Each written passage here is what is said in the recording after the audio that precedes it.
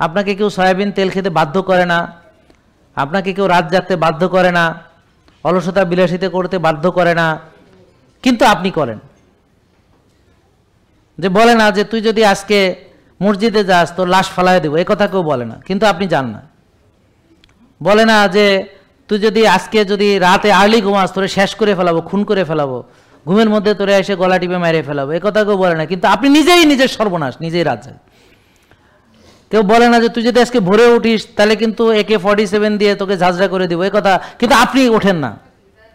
কেউ বলে না যে তুই মসজিদে আসলে তোর শেষ, কিন্তু আপনি যান না।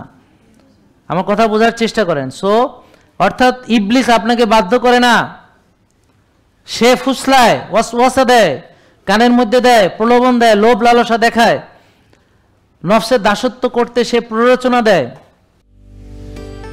জেকে লাইফস্টাইল, ওষুধ মুক্ত সুস্থ জীবন।